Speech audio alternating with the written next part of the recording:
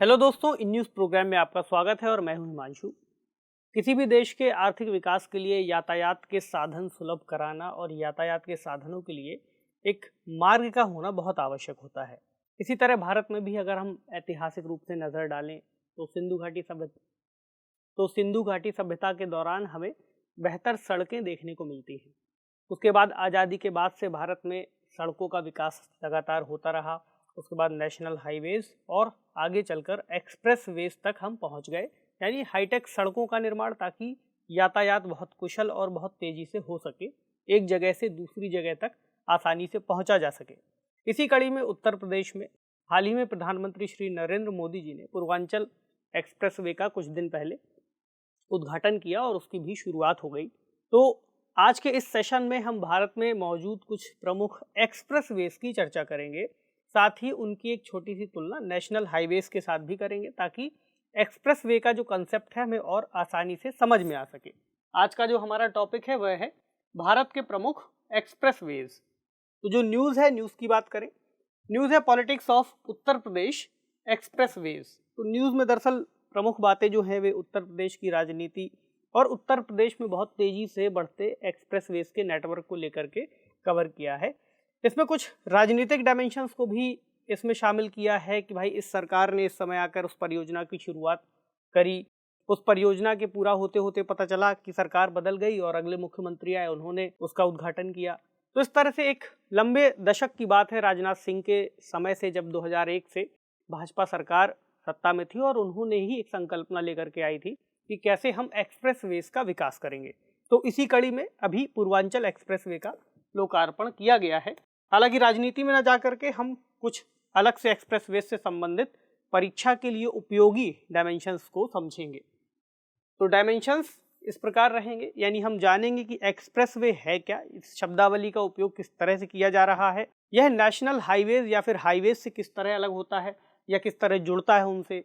कुछ प्रमुख express veg को देखेंगे, इससे जुड़े चैलेंजेस क्या सामने आते हैं इनके निर्माण में, इनके क्या बेनिफिट्स हो सकते हैं, क्या निष्कर्ष निकलता है, और एक सवाल रहेगा जिसे आप मेंस के लेवल पर लिखने का अभ्यास करेंगे।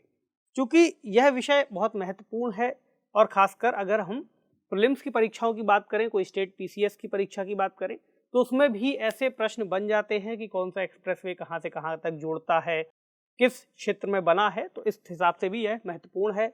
और मेंस के लेवल पर जीएस पेपर 3 बुनियादी ढांचा और आर्थिक विकास को कवर करता है, तो लिखने के स्तर पर भी आपका अभ्यास होना जरूरी है। तो एक्सप्रेस वेज की अगर हम बात करें तो हम जानते हैं कि सड़कों का निर्माण कुशल परिवहन और तेज परिवहन के लिए किया जाता है। भारत में इस वक्त जो सड़क परिवहन का जो नेटवर्क मौजूद है उसे विश्व में दूसरा सबसे बड़ा नेटवर्क कहा गया है। भारत की एक बड़ी आबादी को इधर से उधर ले जाने के लिए, ट्रांसपोर्ट के लेवल पर यात्रियों के लिए ये जो दूसरा सबसे बड़ा नेटवर्क है, इसमें अगर हम बात करें तो ट्रांसपोर्ट का 64 या 65% तक योगदान है। वहीं यात्रियों का जो यहाँ से वहाँ जाना है उसमें 90% सड़कों का योगदान रहता है। अगर पहले नंबर की बात करें तो पहले नंबर पर जो सड़क नेटवर्क है उसमें संयुक्त राज्य अमेरिका का स्थान आता है। देशों के स्तर पर देखें तो दूसरे नंबर पर भारत का स्थान बताया गया है। जो एक्सप्रेसवेज है उनको समझना देखिए बहुत आसान सा कंसेप्ट है, कोई बहुत कठिन नहीं है। हम जानते हैं कुछ प्रमुख सड़कों के बारे में, जैसे पहला है नेशनल हाईवे। नेशनल हाईवे से ही निकलता है स्टेट हाईवे, मतलब नेशनल हाईवे की तर्ज पर ही स्टेट हाईवे जो राज्यों के अंतर्गत बनाए जाते हैं वे मौजूद हैं। उसके बाद हम देखते हैं कि डिस्ट्रिक्ट लेवल पर सड़कें मौजूद हैं और ग्रामीण सड़कें मौजूद हैं। तो हम कह सकते हैं कि क्वालिटी का अंतर और एक लंबी दूरी का अंतर इनके बीच में बना हुआ दिखता है। जहां नेशनल हाईवेज पूरे देश को एक तरफ से जोड़ते हुए जाते हैं, यानी सड़क के बुनियादी ढांचे की इन्हें रीढ़ कहा गया है नेशनल हाईवेज को। भारत के लगभग हर बड़े शहर को ये जोड़ते हैं। उसी तरह जो राज्य के अंतर्गत प्रमुख शहर हैं उन्हें स्टेट हाईवेज के द्वारा जोड़ा जाता है। नेशनल हाईवेज को सड़क परिवहन और राजमार्ग मंत्रालय के स्वामित्व में आता है, यानी केंद्र सरकार के अंतर्गत, केंद्रीय मंत्रालय के अंतर्गत। और नेशनल हाईवे 44 अभी तक सबसे लंबा नेशनल हाईवे है, जिसकी लंबाई 3745 किलोमीटर है और ये जम्मू कश्मीर से कन्याकुमारी तक को जोड़ता है। तो इससे दो बातें निकल करके आई। पहला कि नेशनल हाईवेज या स्टेट हाईवेज का निर्माण किया जाता है तेज परिवहन के लिए, उन्नत परिवहन के लिए, अच्छी सड़कों का निर्माण किया जाता है कंक्रीट वगैरह के जरिए जोड़ तोड़ करके।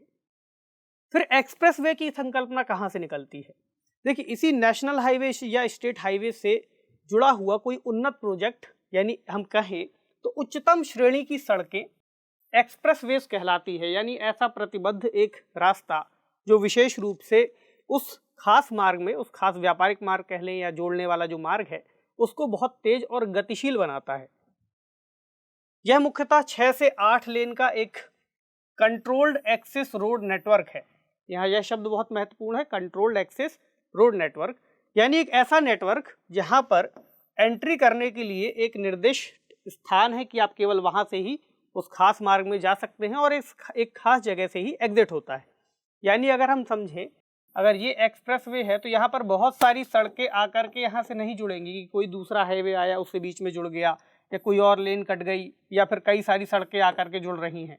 तो एक खास तरह का रास्ता इसलिए बनाया जाता है ताकि अबाधित रूप से यात्रा की जा सके, और विशेष रूप से उसमें देखा जाता है कि कहाँ पर उसके जॉइंट्स जरूरी हैं, एक आध दो जगह से ऐसे जो स्थान है उनको जोड़ा जाता है। इसके अलावा अगला क्या है, इसकी गुणवत्ता बहुत हाई क्वालिटी रखी जाती है, सड़कें एकदम बेहतरीन तरीके से, एक्सेस रैंप, ग्रेड सेपरेशन यानी सड़कों के बीच में किस स्थान पर जाना है वो एकदम स्पष्ट रहता है, लेन्स डिवाइडर जैसी आधुनिक सुविधाएं रहती हैं। इसके अलावा हाईवे ट्रैफिक मैनेजमेंट सिस्टम यानी HTM सिस्टम और वीडियो इंसिडेंट डिटेक्शन जैसे हाईटेक सिस्टम्स का उपयोग किया गया है। कैमरे लगे हुए हैं, एक स्पीड नियत निर्धारित है, हालांकि नेशनल हाईवे में भी होती है, इस तरह यहाँ पर भी है। अगर कोई दुर्घटना होती है उसके लिए वीडियो कैमरे बने हुए हैं। यानी हम कहें कि सामान्य से थोड़ा ज़्यादा अच्छी सुविधा देने का यहाँ पर प्रयास किया गया है यातायात को तेज करने के लिए। इन्हें ही आने वाले समय में जब हाईवेज को हम उन्नत करेंगे तो एक मॉडल के रूप में देखा गया है कि एक्सप्रेसवेज की तर्ज पर ही उन्नत हाईवेज का निर्माण किया जाएगा। तो इसी का एक हिस्सा हम कह सकते हैं। अब हम बात करें प्रमुख एक्सप्रेसवेज की, तो अभी उत्तर प्रदेश में ही जो प्रमुख रूप से एक्सप्रेसवेज की यहाँ पर तेजी आई है उनके बारे में भी जानेंगे, साथ ही भारत में मौजूद कुछ अन्य की भी हम बात करेंगे। तो उत्तर प्रदेश का एक्सप्रेसवे नेटवर्क लगभग 800 किलोमीटर तक वर्तमान समय में चालू हालत में हम कह सकते हैं कि चल रहा है, और इसके अलावा जो और भी प्रोजेक्ट्स हैं वे प्रस्तावित हैं। लगभग 28% भारत के एक्सप्रेसवे नेटवर्क में उत्तर प्रदेश का एक्सप्रेसवे नेटवर्क का हिस्सा है। इसमें हाल ही में उद्घाटन हुआ है पूर्वांचल एक्सप्रेसवे का, इसके बारे में भी जान लें। पूर्वांचल एक्सप्रेसवे लखनऊ के चांद सराय ग्राम से शुरू होकर गाजीपुर के हैदरिया ग्राम तक जाता है। गाजीपुर जो कि बिहार और उत्तर प्रदेश की सीमा में मौजूद उत्तर प्रदेश का एक जिला है। तो पूर्वांचल एक्सप्रेसवे की जो आधारशिला थी वह 2016 में रखी गई थी। तब उत्तर प्रदेश के मुख्यमंत्री थे अखिलेश यादव, और इसका जो नाम दिया गया था वह था समाजवादी पूर्वांचल एक्सप्रेस। उसके बाद 2017 में सरकार बदलती है, सरकार आकर के इस नाम को भी बदलती है, साथ ही इसकी कुछ जो पुराने टेंडर्स वगैरह दिए गए थे उनको निरस्त करते हैं और आगे चलकर नए तरीके से उसका गठन करते हैं, और इसी का नाम बाद में हम देख रहे होते हैं कि पूर्वांचल एक्सप्रेस नाम रख दिया गया है। जब इसका उद्घाटन हुआ तो इस उद्घाटन प्रक्रिया में एक बात और हमें पता चली कि इस एक्सप्रेसवे में एक लड़ाकू विमानों के लिए एक अलग से लैंडिंग की प्रक्रिया इसमें शामिल करने का प्रयास किया है। यानी एक अलग से स्ट्रिप दी है लगभग 3.2 किलोमीटर की, जहां पर कोई भी लड़ाकू विमान उतर सकता है, यानी लैंड कर सकता है और वहां से उड़ान भर सकता है। तो आकस्मिक रूप से यदि ऐसी कोई जरूरत पड़ी तो ये हाईवे एक्सप्रेसवे उसमें भी सक्षम है। यानी एक्सप्रेसवे के साथ एक और बात कि औद्योगिक हबों को विकसित करने की वर्तमान सरकार की योजना है। इसके बारे में भी बताया गया है कि एक्सप्रेसवे चूंकि एक रास्ता है तेजी से जोड़ने का, इसलिए उस स्थान पर ऐसे हब का निर्माण किया जाए जो इंडस्ट्रियल प्रोडक्शन को या इंडस्ट्रीज को बढ़ावा दे। अब हम कुछ प्रमुख एक्सप्रेसवे को देख लेते हैं मैप में, ताकि हमें इनकी लोकेशन भी स्पष्ट हो जाए और मैप से अच्छे से हम समझ भी पाएं। जो पहला उत्तर प्रदेश का एक्सप्रेसवे है वह है यमुना एक्सप्रेसवे। 2012 में इसे मुख्यमंत्री अखिलेश यादव जी ने इसका उद्घाटन किया था, और यमुना एक्सप्रेसवे 165 किलोमीटर लंबा है। ये एक्सप्रेसवे ग्रेटर नोएडा से यहाँ ग्रेटर नोएडा कर लीजिएगा, आगरा तक को जोड़ता है। तो ये अभी चल रहा है। दूसरा हमने बात की पूर्वांचल एक्सप्रेसवे की, वो यहाँ पर है 341 किलोमीटर का। अगला है आगरा लखनऊ एक्सप्रेसवे, 2016 में इसकी शुरुआत हुई थी और 302 किलोमीटर लंबा है। इसको मैप में देखें तो ये वाला एरिया इसका आता है, यहाँ तक है। अब इसके बाद कुछ प्रस्तावित एक्सप्रेसवे हैं, जैसे उसमें सबसे प्रमुख जो है वह है गंगा एक्सप्रेसवे फेज़ 1 और फेज़ 2, 2 फेज़ में इसको शुरू किया जाएगा। तो जो गंगा एक्सप्रेसवे का फेज़ 1 है वह 594 किलोमीटर का है, जिसमें मुख्य रूप से मेरठ से शुरू होगा और प्रयागराज तक जाएगा इसका फेज़ 1। फेज़ 2 के 2 चरण होंगे, जिसमें फेज़ 2 में यहाँ मेरठ के पास से यहाँ टिगरी से उत्तराखंड के बॉर्डर को जोड़ेगा 110 किलोमीटर और फेज़ 2 प्रयागराज से बलिया तक जाएगा यहाँ तक। उसके बाद एक और जो महत्वपूर्ण परियोजना है वह है बुंदेलखंड एक्सप्रेसवे। इस परियोजना के जरिए एक पिछड़े कहे जाने वाले बुंदेलखंड क्षेत्र को मुख्य रूप से राजधानी लखनऊ या फिर राष्ट्रीय राजधानी तक जोड़ने की परियोजना है, ताकि इसका भी विकास हो सके। साथ ही यहाँ पर जो डिफेंस कॉरिडोर की बात आती है, डिफेंस कॉरिडोर की भी स्थापना करने की बात आती है, इसे उससे भी जोड़ा जाएगा। तो ये इटावा से चित्रकूट तक आता है और आगरा लखनऊ एक्सप्रेसवे से भी जुड़ता है। 2 बातों को याद रखिए। उसके बाद अगला जो आता है वह है गोरखपुर लिंक एक्सप्रेसवे। ये आजमगढ़ से गोरखपुर तक जुड़ेगा और 91 किलोमीटर की इसकी दूरी होगी। तो ये कुछ प्रमुख हैं, जिसमें कुछ अभी वर्तमान में ऑपरेशनल हैं और कुछ प्रस्तावित हैं, यानी बन रहे हैं। तो आने वाले समय में जैसे बन जाएंगे तो इनकी भी शुरुआत होगी। इसके बाद जो अन्य प्रमुख एक्सप्रेसवे आते हैं उसमें हम नाम ले सकते हैं दिल्ली मेरठ एक्सप्रेसवे का। यहाँ आप देख सकते हैं काफ़ी हाईटेक तरीके से बहुत चौड़ा लेन हमें दिखाई दे रहा है और इसे दिल्ली मेरठ जो एक्सप्रेसवे है, इसको भारत का सबसे चौड़ा एक्सप्रेसवे भी कहा गया है। 14 लेन का यह एक्सप्रेसवे बनाया गया है। इसके अलावा एक और जो भारत का सबसे पहला एक्सप्रेसवे कहा जाता है वह है मुंबई पुणे एक्सप्रेसवे। तो इस एरिया से नवी मुंबई से शुरू होकर यहाँ तक खत्म होता है। ये हुए कुछ प्रमुख एक्सप्रेसवेज की बात। अब हम देखें कि इनको बनाने के दौरान चुनौतियाँ क्या आती हैं। भारत में जो तेज़ी से इनका विकास करने की बात आती है, कई बार परियोजनाएं शुरू होती हैं, फिर परियोजनाएं ढीली पड़ जाती हैं, फिर परियोजनाएं सुस्त हो जाती हैं, कई बार इसमें विरोध प्रदर्शन होता है। तो बहुत सारे मुद्दे हैं। जैसे पहला मुद्दा होता है पर्यावरणीय मुद्दा। हमने जो गंगा एक्सप्रेसवे की बात की उसमें सबसे बड़ी चुनौती तो यही थी कि पर्यावरणीय उसे मंजूरी कैसे मिलेगी। एक बहुत लंबा रास्ता तय करना है, रास्ते में किस किस भूमि का किस तरह से अधिग्रहण किया जाएगा, ये एक बड़ी चुनौती होती है। भूमि अधिग्रहण के अलावा मुआवजे की जो समस्या होती है कि मुआवजा कितना दिया जाना चाहिए, किसान इससे संतुष्ट हैं या नहीं है, या फिर जिसकी ज़मीन है। जैसे यमुना एक्सप्रेसवे का जब निर्माण हो रहा था उस दौरान ये बहुत बड़ी चुनौती बनकर के सामने आई और एक लंबा समय जेपी इंफ्रास्ट्रक्चर, जिसको उसका निर्माण कार्य सौंपा गया था, जेपी के साथ किसानों को लेकर के बातचीत नहीं बन पा रही थी। काफ़ी बहसबाजी और काफ़ी ज़्यादा उसमें हिंसक आंदोलन भी देखने को मिले, जिसके बाद सरकार ने खुद जाकर के मुआवजे की प्रक्रिया तय करने की बात कही। तो ये भी एक चुनौती है। उसके बाद जो लोग हटाए गए हैं उन क्षेत्रों से, उनके लिए क्या व्यवस्था है, कैसे उनका पुनर्वास किया जा रहा है।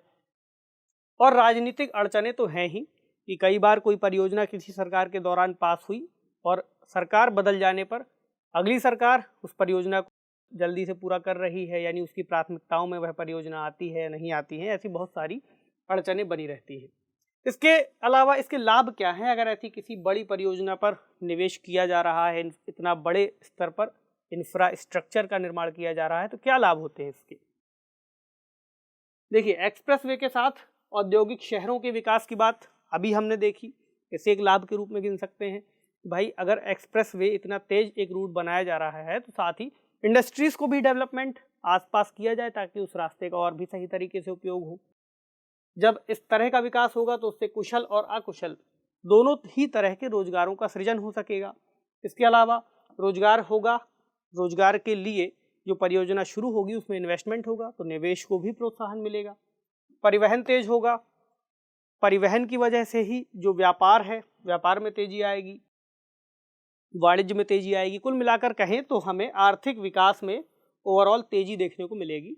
और भारत एक विकासशील देश है, आप जानते हैं, और तेजी से विकास कर रहा है। इसी प्रक्रिया में यह जो पूरा प्रोजेक्ट है वह सहायक होगा, अवसंरचना निर्माण यहाँ पर बहुत सहायक होगा। निष्कर्ष की बात करें तो पूरी प्रक्रिया हमने समझ ली कि कैसे शुरू हुआ, क्या क्या दिक्कतें आई।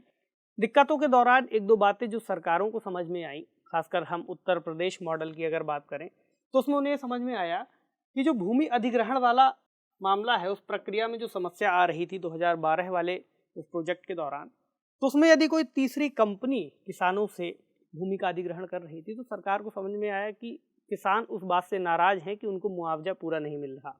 ऐसे में सरकार ने एक व्यवस्था रखी कि वे डायरेक्ट किसानों से ही भूमि को लेंगे और जो भी उसका लाभ होगा या उसकी कीमत होगी किसानों को डायरेक्टली उनके अकाउंट में ही दे दिया जाएगा। तो जो प्रशासन है, स्थानीय प्रशासन, वह पूरी प्रक्रिया को पूरा करेगा। ऐसे में जो सामूहिक रूप से विरोध प्रदर्शन देखने को मिलते हैं उसकी स्थिति नहीं बन रही। इसके बाद पैकेज में निर्माण की बात आती है। एक बहुत लंबा मान लीजिए प्रोजेक्ट है, उसमें कोई एक कंपनी इतनी सक्षम नहीं हो पाती कि वह पूरा प्रोजेक्ट ले सके, तो सरकार ने क्या किया है कि इनको पैकेज में डिवाइड कर देते हैं, 5 से 6 पैकेज में, और अलग अलग उनकी टेंडर प्रक्रिया यानी बोली के तहत उनको दिया जाता है और पॉकेट्स में कहें कि उनका डेवलपमेंट होता रहता है। ऐसे में प्रतिस्पर्धा भी बनी रहती है कि भाई अगर इस कंपनी ने अच्छा काम किया है तो दूसरे को भी अच्छा काम करना होगा। तो ये एक इस पूरी प्रक्रिया के तहत समझ में आया है। अब बात करें कि ऐसे कुछ इंपॉर्टेंट पॉइंट्स जो आगे इसमें मदद कर सके इस तरह की बात को समझने में, तो जो नीतियों की दिक्कत हमें समझ में आती है कि एक सरकार के दौरान, सरकार के हटने के बाद अगली सरकार की प्राथमिकता, तो एक ऐसी निरंतरता बनाए जाने का प्रयास किया जाना चाहिए ताकि कोई प्रोजेक्ट यदि महत्वपूर्ण है तो उसको सरकारों के बदलने से उस पर बहुत प्रभाव ना पड़े एटलीस्ट, क्योंकि एक बड़ा बजट सैंक्शन होने के बाद जो भारत की जनता का ही पैसा है वह एटलीस्ट यदि प्राथमिकता में था, महत्वपूर्ण है, तो उसको पूरा किया जाना चाहिए, वो भी समय पर। अगला जो बोली की प्रक्रिया है उसे पारदर्शी किया जाए। इसके अलावा जो पर्यावरण और अर्थव्यवस्था का हमेशा ही हमें एक विवाद देखने को मिलता है, आर्थिक विकास बनाम पर्यावरण, तो ऐसे में सतत विकास बीच का रास्ता हमें मालूम है। तो सतत विकास के लिए इस तरीके से इन मॉडल्स को डेवलप किया जाए कि ताकि कंक्रीट का जंगल यदि बिछता हुआ दिख रहा है जिसका नेगेटिव इम्पैक्ट हमें पर्यावरण पर देखने को मिलता है, तो डेवलपमेंट प्रोजेक्ट्स को ऐसे बनाए कि ताकि उसमें जो पौधों की संख्या है या पेड़ लगाने वाली बात है तो वो भी उसी के साथ उसी गति से उसमें शामिल किया जाए, ताकि जो नुकसान उस जमीन को होने वाला है वह उन पौधों के जरिए या उन पेड़ों के जरिए उसे पूरा किया जा सके। और जो पुनर्वास की प्रक्रिया है उसको भी बेहतर तरीके से पूरा किया जाना चाहिए नीतियों के स्तर पर और सभी प्रकार से सभी हितधारकों को साथ में लेकर के। ठीक, चलिए आज का सवाल देखते हैं। सवाल है, एक्सप्रेसवे क्या है? भारत में एक्सप्रेसवे से संबंधित चुनौतियों और लाभों पर चर्चा कीजिए। 250 शब्दों में इस प्रश्न को लिखिएगा। आप बताइए कि एक्सप्रेसवे क्या है, इसकी संकल्पना क्यों लाई गई, नेशनल हाईवे या स्टेट हाईवे से किस तरह यह भिन्न है या कितना ही उनका हिस्सा है, इसके अलावा इसके क्या लाभ हो सकते हैं और क्या इसमें चैलेंजेस आते हैं, इसको बताइएगा। तो आज के सेशन में इतना ही। आपसे मिलेंगे अगले सेशन में किसी नए टॉपिक के साथ। तब तक पढ़ते रहिए, ख्याल रखिए, शुक्रिया।